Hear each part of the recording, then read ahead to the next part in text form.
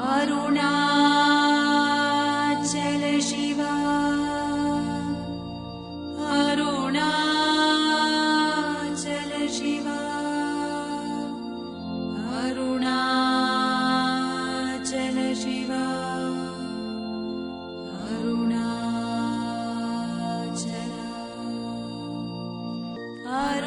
Jai Shankar, welcome, welcome, welcome to Satsang.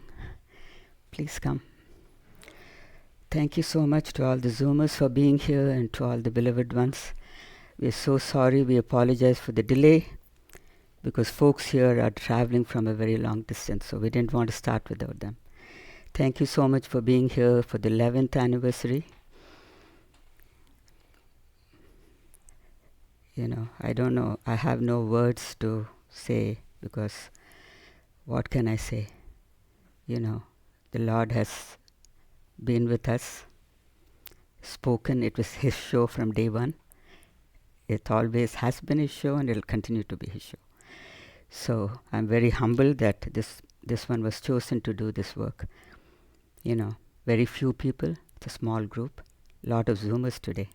Thank you for being here. Thank you for taking the time and having the patience to work with us, because we are, you know, just building a small Sangha here, by God's grace, and a few people who are helping to do that. So anyway, delving deep into what we wanted to really talk today is to take you a little bit deeper.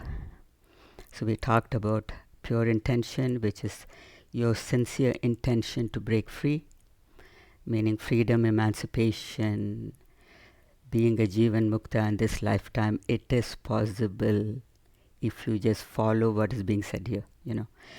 It's actually very, very simple, but may not be easy, as we have spoken so many times to the old students of mine. It's not easy because we want to hold on to our toys. Toys meaning, you know, various, you all know what I'm talking about. All different types of toys, you know. So we are delving deep into how do we let go of that. Then the shraddha and bhakti, because we need faith. We need faith and we need devotion to the idol. God of form, God of, you know, formless, whatever it is, Parabrahman. And finally surrender. So why surrender is so important? What Ramana Maharshi says, surrender is liberation. You know, end of satsang. Surrender is liberation. But how deep can you surrender? Can you surrender it all, your entire life? This puny little life. We think we're so great, we are so immense, and we can do so many things and all that. Everything is surrendered, and then you see the magic. After the surrender happens, then you see the spectacular, you know, presentation in your life, which it just blow you away. Because you'll say, I'm just such a simpleton. I cannot even speak in public. Talking about this one, you know. And then he's making you do all kinds of things. Because why? Everything has been surrendered and there is a space of I am nothing. I am nothing. I know nothing.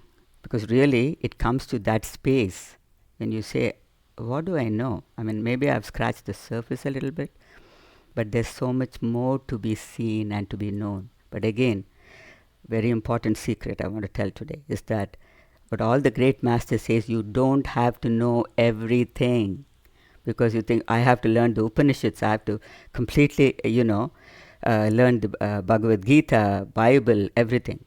Not needed is what I'm saying. Because what happens to the mind, it comes and says, you know, you don't know much knowledge. I'm talking about the supreme knowledge, which is knowing the effulgence of yourself, of who you are truly. Once you know that, and to know that, we're giving you all the tools. So once you know that, you don't have to go searching and say, you know, I need more knowledge. Because the knowledge of yourself is everything. It's the entire world in a nutshell, you know. So anyway, so we've come to surrender, and everybody is in different levels of surrender. One is like 100%, which is like almost baked. The other one is like 50%. The other say, I'm just like 85%. Okay, that's 85%, not enough in my humble knowing and my experience. Because it'll come and ask you, self will come and ask you, oh, you surrendered, huh? You're saying that I love you, Shiva, and all that. You surrendered fully? Really? Okay, so how do we get to that deep state of complete sharanagati, and how do we come to that deep state of saying, I think I know who I am? How do we come to that state? The way we come to that state is by today, which we want to talk about, is tapasya. Tapasya. Tapa means heat. Tapasya is your burning in that heat of salvation. Meaning, who's bringing up the burning? You. Because you have put this pure intention out that I want to be done with this little self, this little limited form. I want to be done with it, right? If you want to be done with it. I'm not forcing into it. But since you're sitting here, all the Zoomers who come to Tiruvannamalai, they're sitting, and all our old students. So tapasya, I have not spoken about this before. It just came to me. So what is really tapasya? Heating. So what is it? So when you come into this manifestation, you are a potpourri of all the lifetimes, with its vasanas, with its impressions. The vasanas means impressions. With its kleshas, all the karma. Karma means action, right? Every action that we have done in every lifetime thus far, you are that cumulative of that. Okay? You can't surpass that. You can't say, I'm taking a new life, oh, I'm all done, I'm free, baby. Baby is so beautiful, I'm free. Not like that. So you come with accumulation, and so therefore you have certain habits, right? So some people have certain habits, some people don't have that. They're like, why are you struggling with that? Let me think about it. I don't even feel that or get that, because that's not in your vasana. That's not in your, potpourri of things. So how do we negate all of these things? First of all, you need discrimination. You need discernment to see what is that kind of takes me away from samyama, equanimity. What does take me away? And that I need to delete in my life. Okay. So, see, this is a very rare path. It's not so, it's very simple, but it's not easy, like we said. So we have to speak the truth. Because spoken the truth itself, the masses have spoken the truth itself, we are dragging our feet. So if the truth is not spoken and we just give you this tinsel town, sit here for 10 years, sit at my feet, do this. Okay, I'll give you a mantra, it's very powerful. Keep doing that mantra and this and that. I can give you, I've got lots of stuff. I'll pull it off and give you, okay. But what has come to this point of time is that there is no time to lose. We have very short time. The realm of the universe, we're just a speck. So in that short time, you want to know that you're that universal consciousness. You are that effulgent light. You are that Parabrahman. You are the Satchidananda. So how do we do that? We have to completely purify this being. Okay? And how do you do that? Is tapasya. So every aspect of us, what tapasya is, when a sadhaka or a student, spiritual aspirant, gets very serious about it. Okay, you can just come and attend a few satsangs, go and then go find another guru, go there, everywhere. It's fine if you want to do that. I'm not, holding you, but I'm just telling you the truth. Suppose you stick with one guru principle and you keep focusing laser sharp. It has to be laser sharp. Tapasya is laser sharp, no? Looking at this, what is that I can delete to bring this joy and happiness of my own effulgence. Because let me tell you, you will get very comfortable in that space because that is your true nature. Why sometimes you go into meditation here, right? And then you're all blissed out. Why?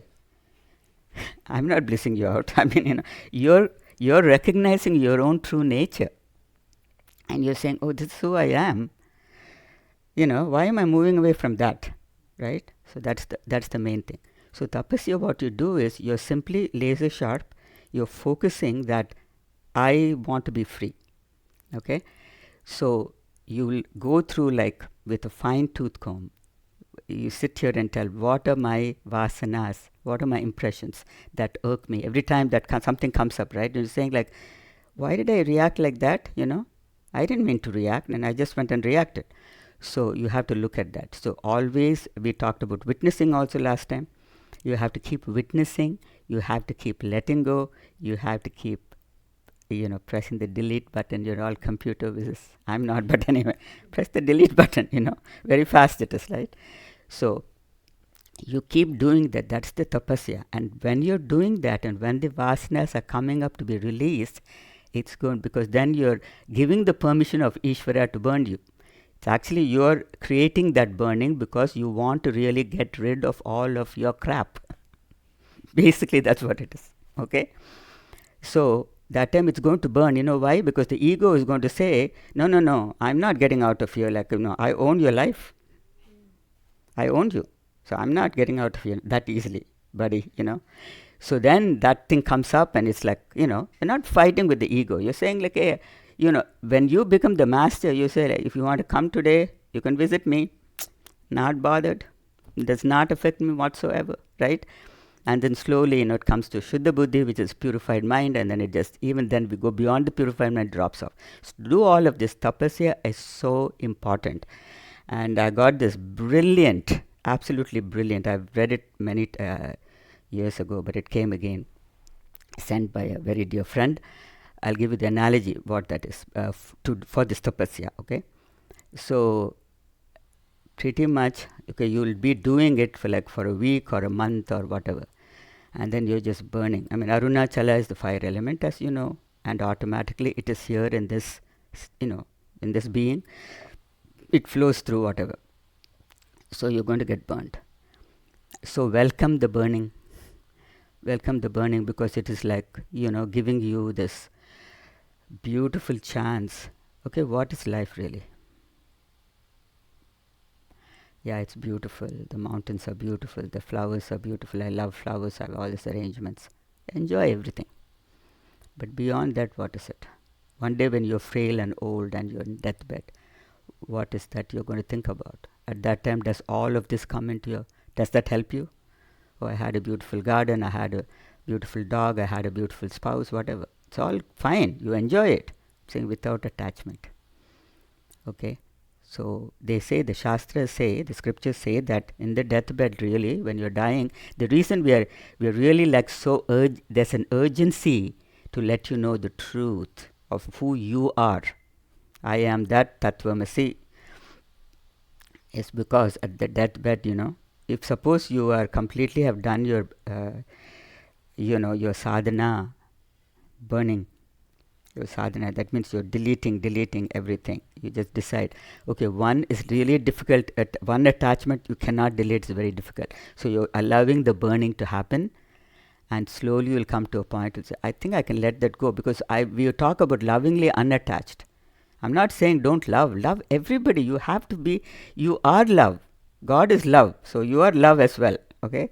So you are loving unconditionally every moment with compassion, kindness, because you are holding that serenity and tranquility within you. So you can actually give to the whole world. Okay?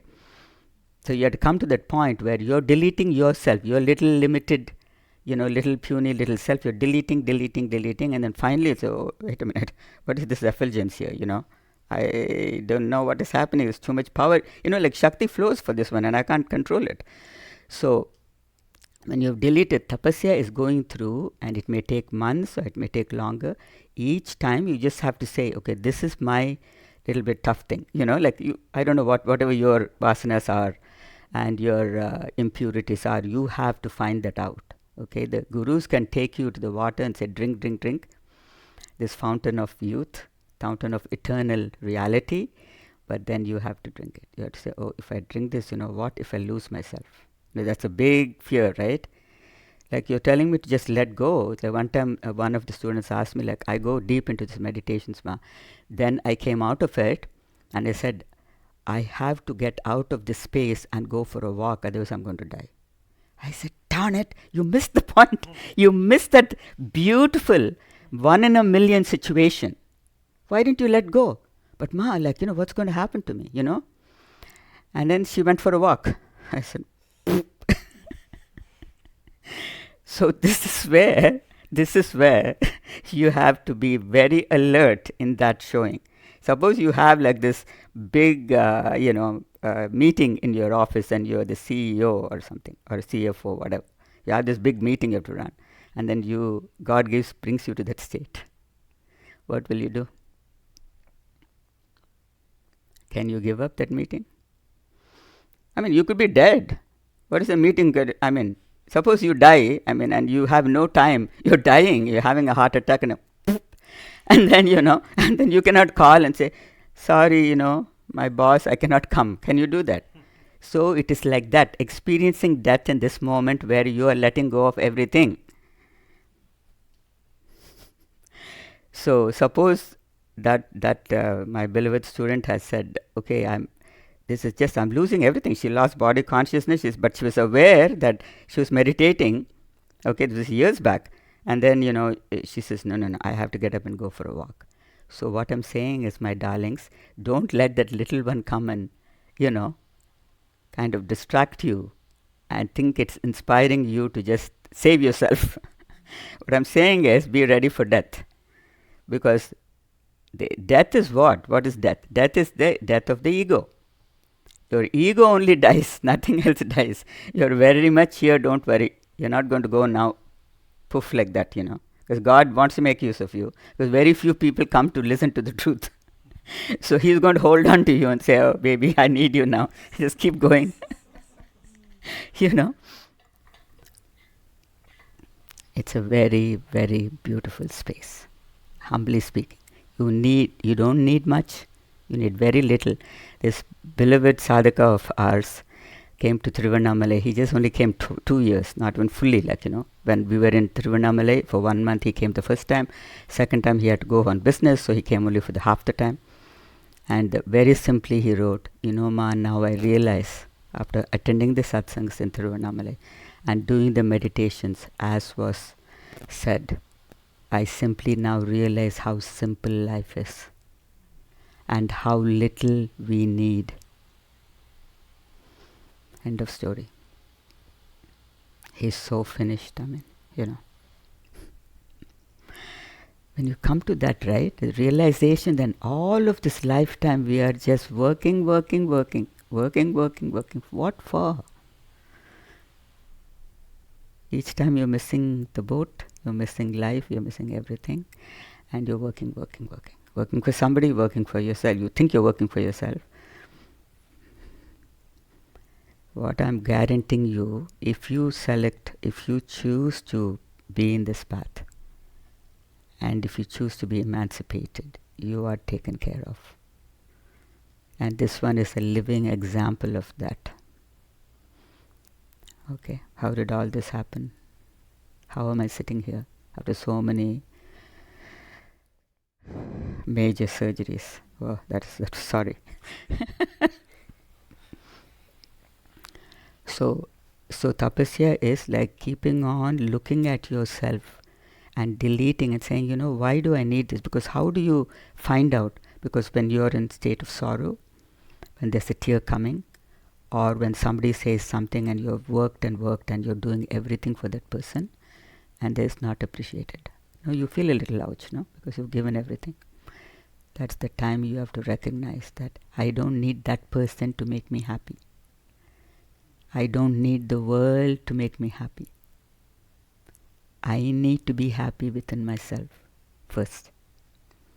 And if I can be happy within myself, and I'm absolutely happy and satisfied with whatever is presenting in my life right now, whatever my incapacities are also, I'm not judging, right? Everything when you drop, then what happens? What happens then? There's a state of contentment. There's a state of peace first, right? When you're dropping all of this, I'm saying like tapasya, you're looking at it, you're meditating for several hours, and your just head is burning, you're just like, the whole body is saying like, I can't get rid of this. And tapasya is to keep going.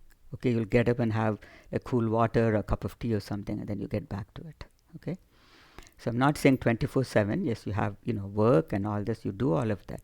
But if your pure intention is that then what the self within you will do is create instances, create situations for you to come to that state. It's like a given, It's like so easy. All that God is saying is, are you ready? So are you ready to jump? Bungee jump? We're saying, oh, no, not right now, Lord, I just have to take care of a few things. What things? What is more important than your emancipation? What is more important than your freedom this moment? Because you don't realize that after that freedom, what this presence in your life is absolutely spectacular. You may be living in a hut.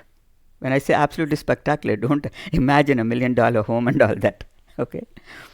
To come to this, it took me a long time,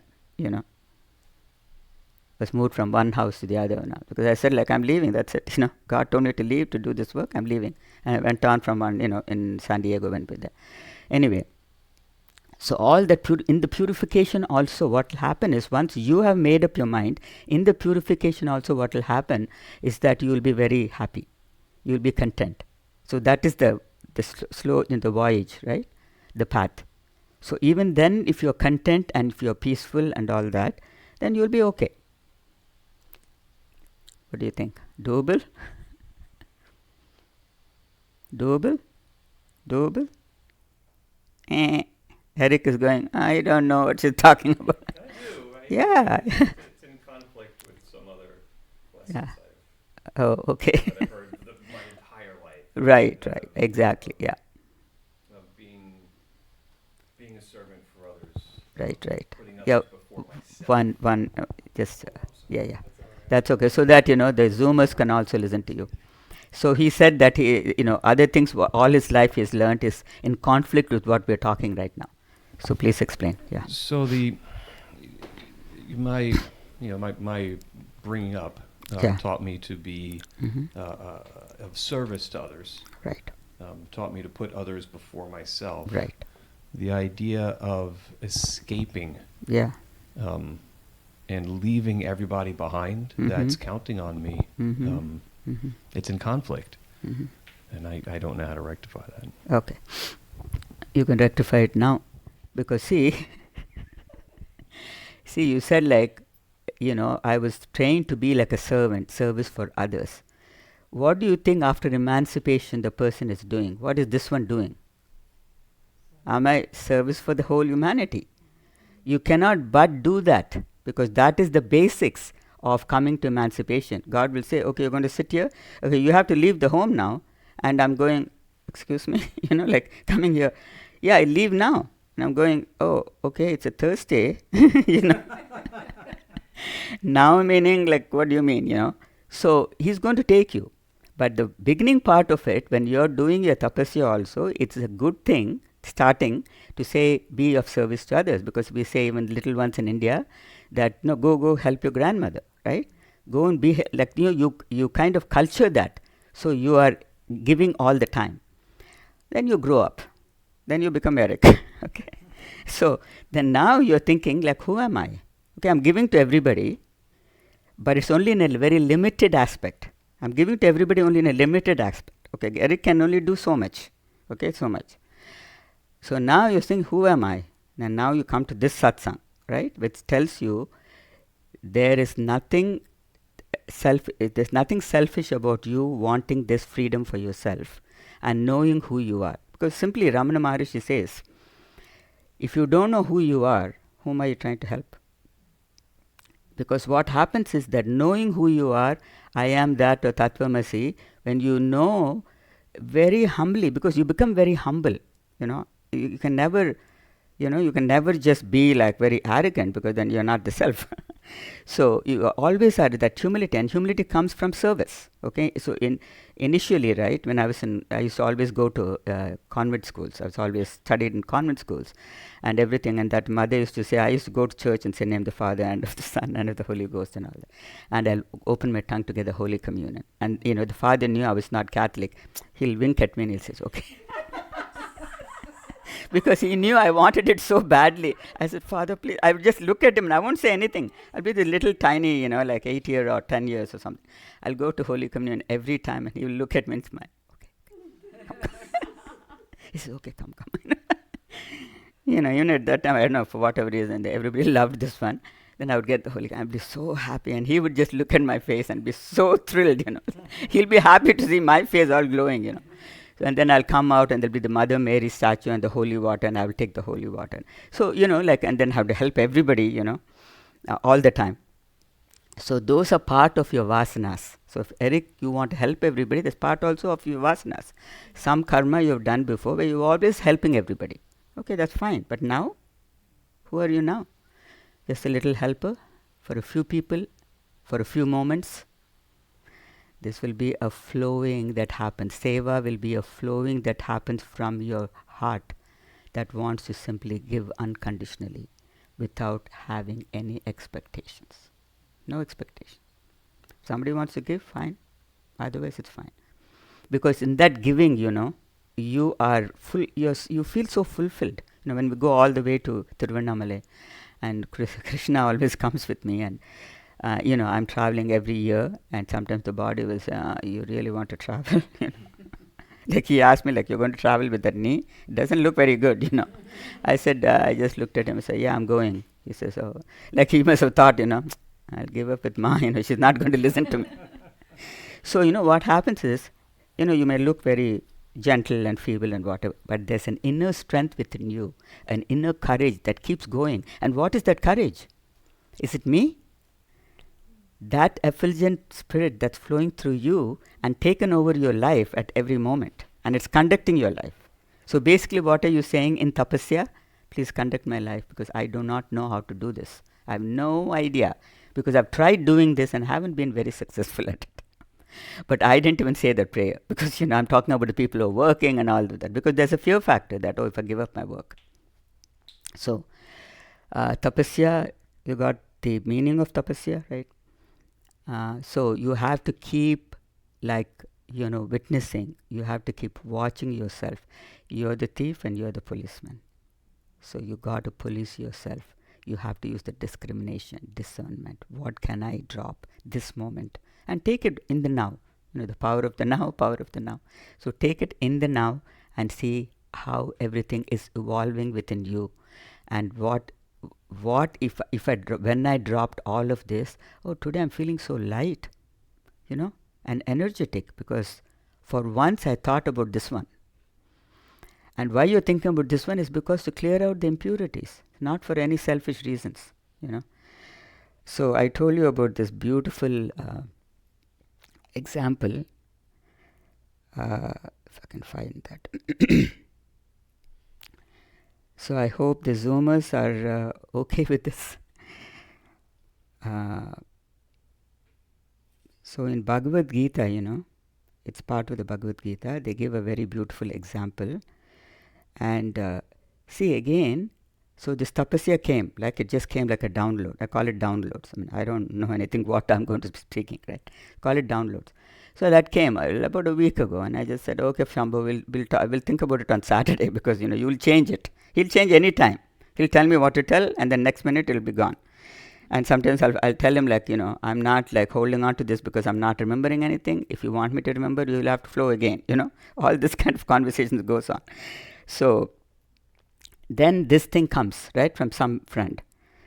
Now, how can it be? You will not believe it, okay? So then I'm looking at it and I'm saying, this is a perfect analogy for what he wants me to speak about Tapasya. This is a perfect analogy, okay?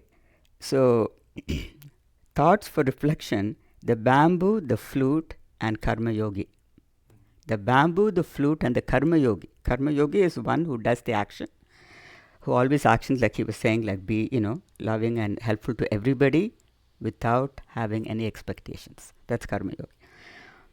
So, now the bamboo, we have heard of the bamboo, teaches us the secret of hard, consistent work. Hard, consistent work, the bamboo teaches you. I'm sure you know. For 5 years, it grows invisible roots deep in the earth. No leaves, no applause, only silent discipline. This is Tapasya. Imagine the beautiful analogy. I wouldn't have thought about it. It just came to me. It's okay, So it says, no leaves, no applause, silent discipline. So the moment you have said, oh, I pressed the delete button and I have risen about this, kleshas of mine or impurities, you can't just expect your spouse or somebody to say, oh, honey, you're doing a great job. No, they're not going to have freaking know what the heck you're doing, okay? So you can't expect an applause.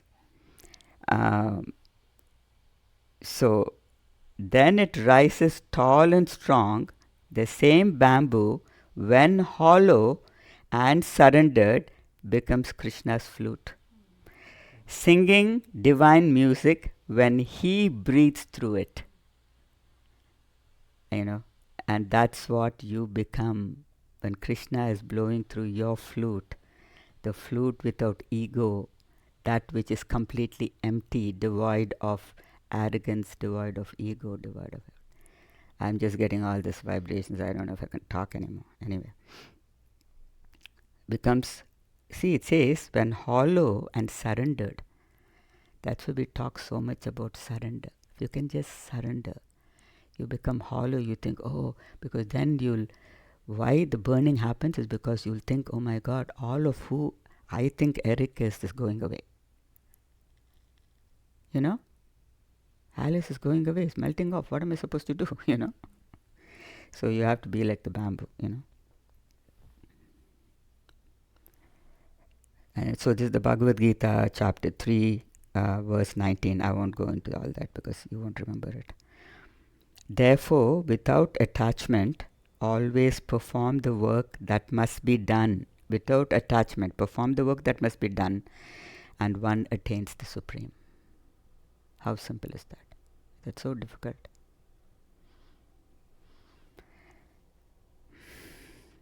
Research confirms this wisdom. This Angela Duckworth's work on grit, maybe some of you know it, I don't know, shows that sustained passion and perseverance predict achievement more than talent. More than talent. Suppose you come into this life saying like, I never, even when I was a young child, I never thought about this emancipation. I never thought about this freedom, right? So by doing the discipline, you become that channel to flow, for God's love to flow through you. The Chinese bamboo story is real. Farmers water it daily for 4 to 5 years, okay? With no visible growth, then it shoots up to 80 to 90 feet in a few weeks. 80 to 90 feet. I mean, it's not like a little plant, Huge. And so the 4 to 5 years when they're watering and watering and watering, they're not getting frustrated. Like, okay, this is supposed to be the bamboo. Where is it? They already know that this is what it takes for my bamboo to become really big shoots, and they need it for whatever. We used to be in Andaman Islands, when I was a little child, and my brother and myself would just he was very naughty. He was younger than me, but he was very naughty.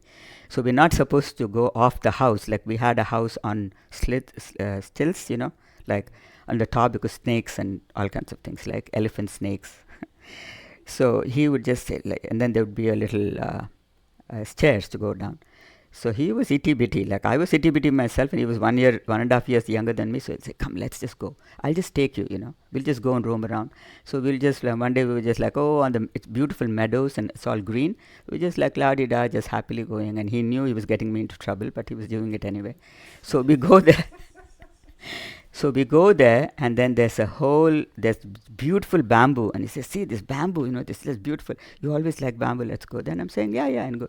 And then there's a whole family of elephants with a huge tusker and everything. And you're not supposed to go because it had 2 babies. So when there's baby elephants, you don't want to go anywhere near it. And this guy is like stopped, and then, oh, see, Sharu, like, the elephants are there. See, I brought you to a nice place.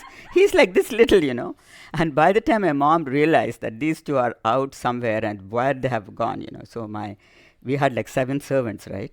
And my dad was the forester, so he was the king of the jungle kind of thing, So but one guy came, and he came and he found us, and he yelled at us, master, because everybody's master, came and picked me up in one hand, picked him up in one hand. And we're just kicking and screaming. He's saying, you better not kick your mom. You go and And you go home, your mom is there, she'll give you a nice spanking, So, so it's like that, right? So we used to be in the out, with the bamboo and everything. And now I can realize those bamboos were huge, and the elephants would come, It was always like a watering hole. They would drink the water, eat the bamboo, bamboo, the tender shoots. So, can you be the bamboo? So practical guidance to consider for consistent hard work. Everybody zooming, please listen, because I'm not going to repeat it. We'll probably put it online if you want it. First one is root before you rise. Root before you rise, because that is tapasya. See, what is tapasya is, it makes you, it builds a beautiful foundation of clarity, foundation of exactly knowing what the divine knowledge is all about, and not having a doubt. Like Eric was, because if you're cultured in a certain way, you have to doubt it. It's a good question, because it's a very good question. Many people say seva, seva, and then they die doing seva, and they have no idea who they are. And later on, as they get older, the seva becomes very, hard. So the moment, the rooting is that you are rooted in that you have a stable foundation. Now, how will you get a stable foundation? You cannot be going from guru to guru to guru. I've given that example so many times, right? And the example is in India, if you want to find, if you want to do a bore well, right? Get the water, bore well. So they bore a thing, they put a bore, and they they tell you water. So how do you know where the water is in your whole 2-acre lot? So you get this guy who he'll look like, wearing a little veshti, and look at him and saying, this guy is going to tell me. I said, oh yeah. So he'll come and roll a coconut. He'll roll a coconut, and the coconut will go fall in one place. He says, Amma, dig here, and so it'll be water, 100% there'll be water, right?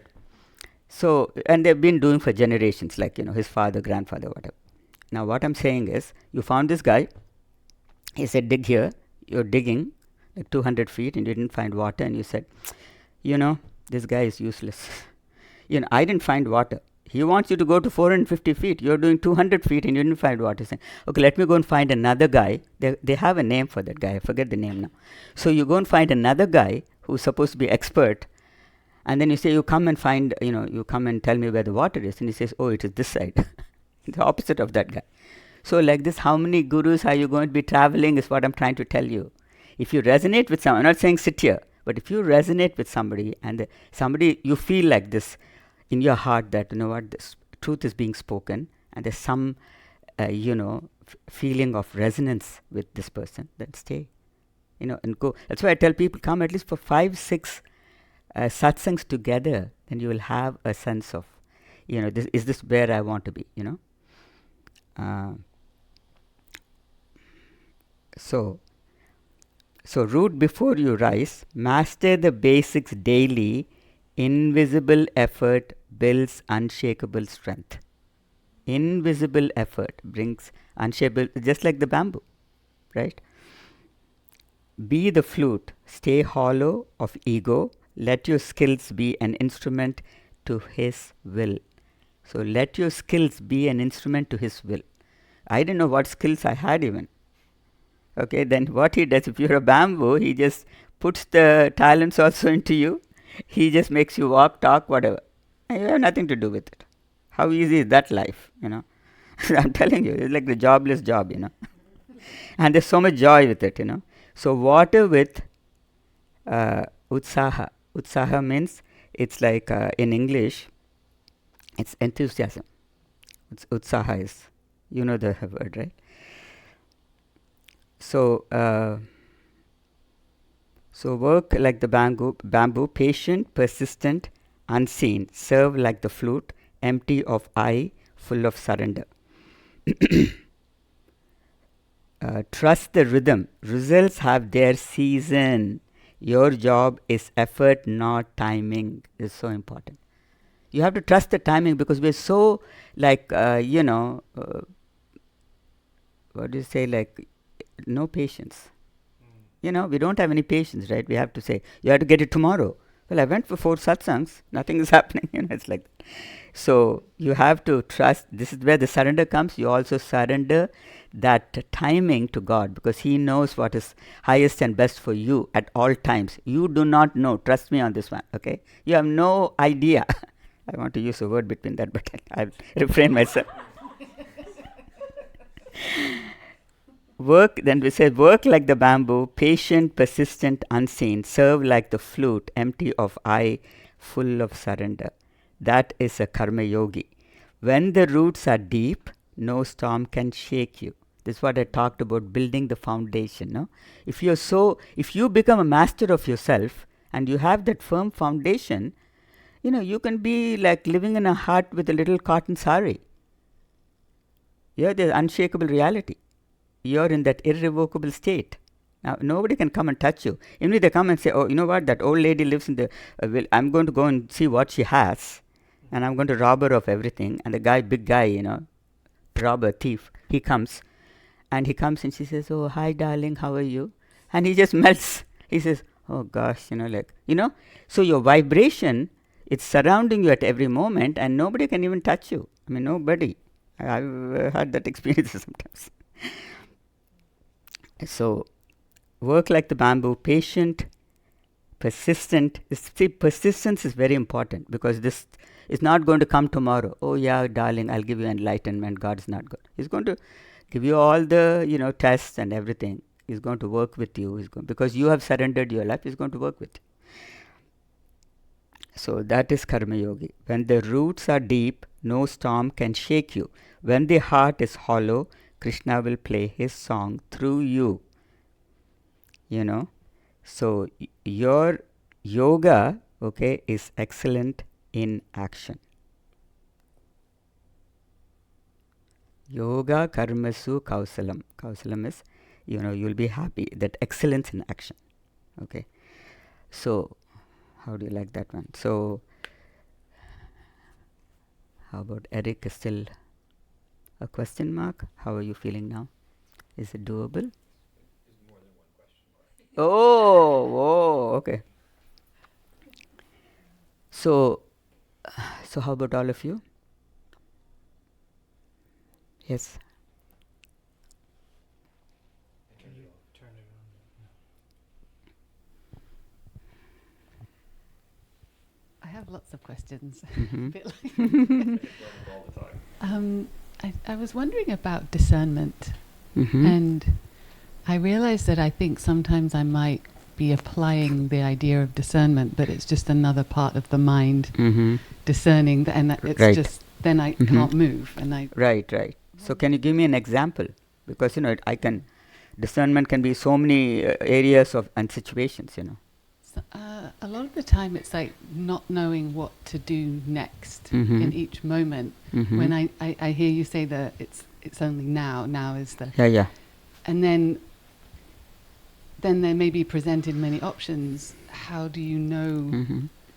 if that option will take you closer to where you're wanting Right. to go, or taking you in that direction? Right. But they seem like kind of the same. Right. Because then you're going with the mind. Right now, the way your question is asked is coming from the mind only. So that's when surrender comes. Suppose you have different options and you kind of intellectually think like, oh, this option sounds good, let me just go with it. I think this is, this will kind of drop my ego a little bit. So that is where your inner presence helps you. Because your awareness is not absent, no? Awareness is not absent at any moment. Awareness is always present.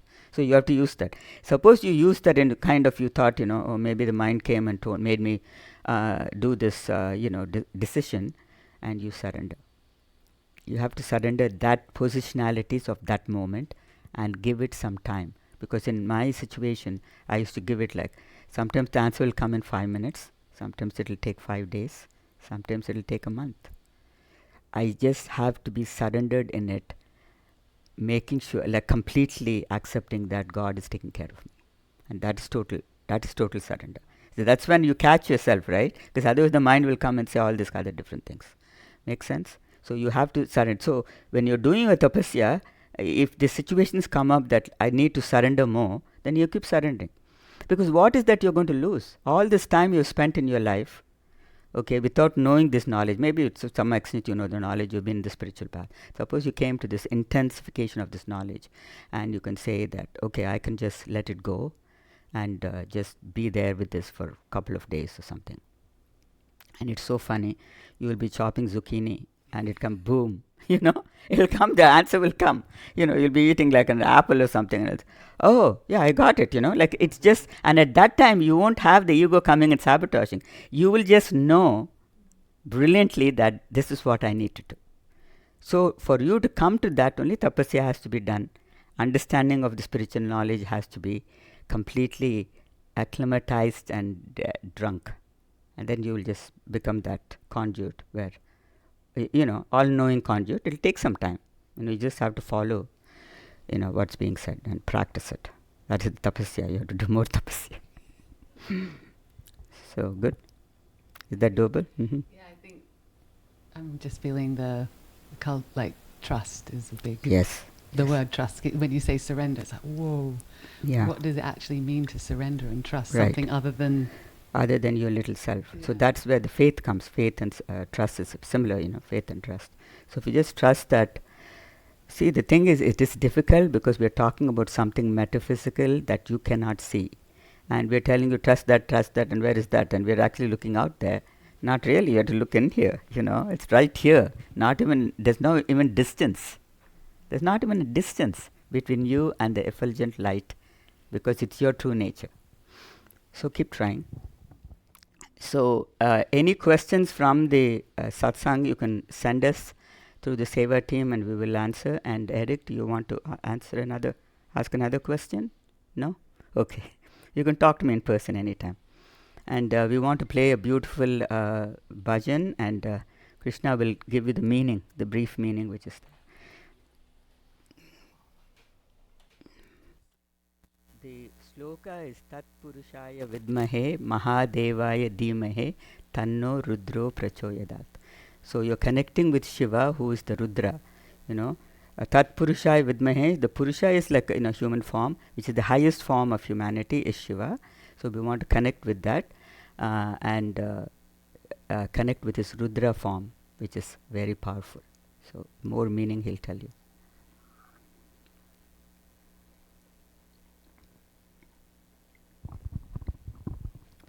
This is the Shiv Gayatri mantra, a powerful Vedic chant dedicated to Lord Shiva, the Mahadev. It brings immense mental peace, clarity of thought, and spiritual protection. So the meaning is, Om, let me meditate on the great Purusha, O greatest God, give me higher intellect, and let Lord Rudra illuminate my mind. Thank you, dear.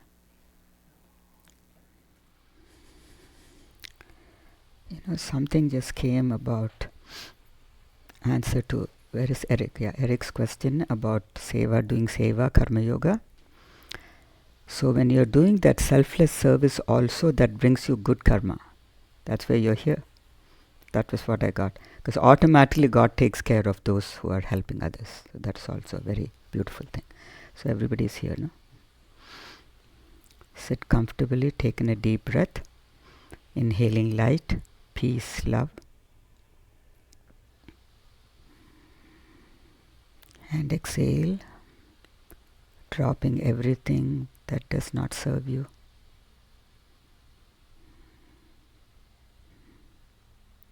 Take in a deep breath, inhaling light, peace, love.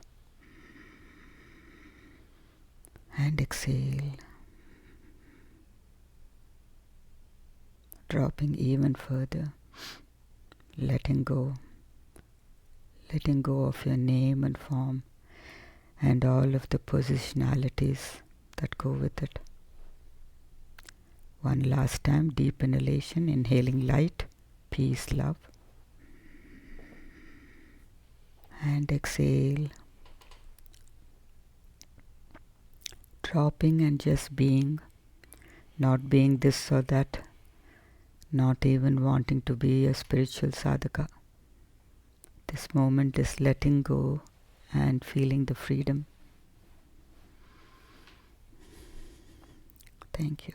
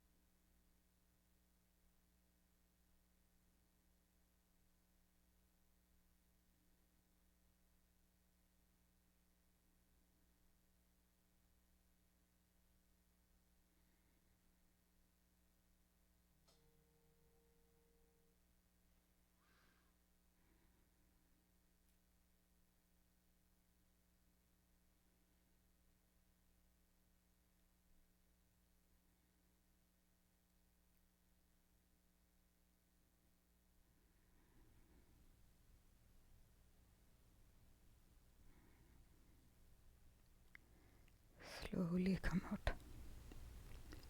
Don't open your eyes yet. Slowly come out.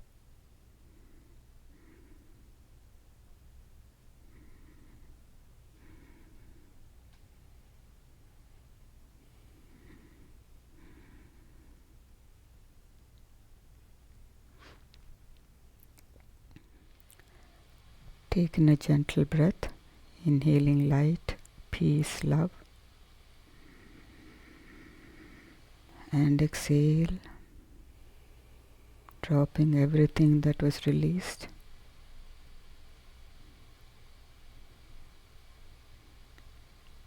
Gentle inhalation, inhaling light, peace, love, and exhale, dropping and just being. One last time. Inhale deeply, inhaling light, peace, love, and exhale, dropping and just being. Trying to keep the silence even though we are coming out.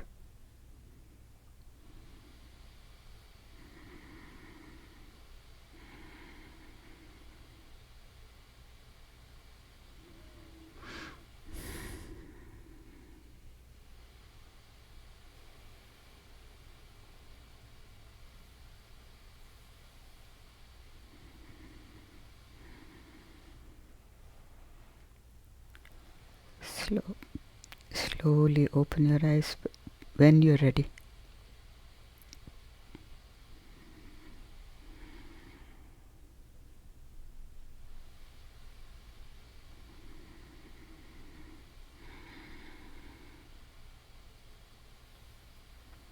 Thank you.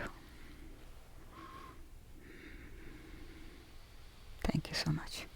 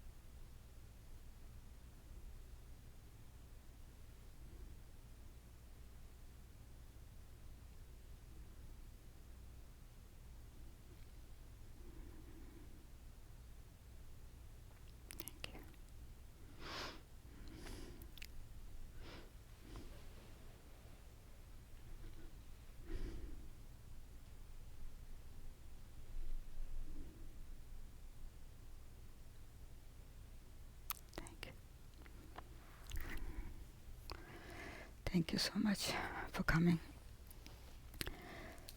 I just wanted to confirm something with Eric's question again. See, there are 3 yogas. The first one is Karma Yoga, second one is Bhakti Yoga, and third one is Jnana Yoga. So Karma Yoga is, doing action without expectation. That's what he was explaining. So there's actually no conflict. So when you're doing your Karma Yoga initially, then you will slowly, that will bring you to Bhakti Yoga. May not be in that order. For everybody is different according to your karmas. But as long as you're not expecting, anything from your service, karma means action. So what Krishna says, and then finally it's the Jnana Yoga, which is what we are talking about. Realization of your own self. Giving you the knowledge which brings you to the realization that you are the supreme reality. But going back to Krishna, he says karma karo. He says, Krishna says karma karo means do the action. And finally he says, and finally come to me. Finally come to me. What is that? That means surrender. Unless you're surrendered, you cannot go and tell God, okay, take me, So there's no conflict whatsoever. That I got more clarity because I had, time to think about it. So there's no, see, the thing is, in everything, as long as we are doing good to anybody, it's fantastic. How many people want to do good for others, So that's how that's how it starts. The spiritual life starts that way. And the moment you're doing, giving that unconditional duty for somebody, then God is watching. God is watching and picking you up and saying, okay, you need to be here, then everything is kind of orchestrated in your life. Everything is just being a flow. I was talking to one of the sadhakas recently, and she was telling me, I've not quite come to this full surrender and everything, but I'm also seeing many situations in my life which is being a flow. So parallel path, right? You may be doing your tapasya, you may be doing your intense meditations and getting some clarity and all of this, but at the same time also you will be receiving a lot, because he wants you to sustain in your path, because like you'll get like boom, a whole bunch of like stuff that you have to, because you needed to clear out. This one needed to clear a lot of stuff, maybe, I don't know. So at that time you have to understand and have the full, like somebody said, trust. That you said trust. So you have to have the trust that something beyond you, beyond your limited form, which is your unlimited self, is taking care of you. Especially the ones in the path.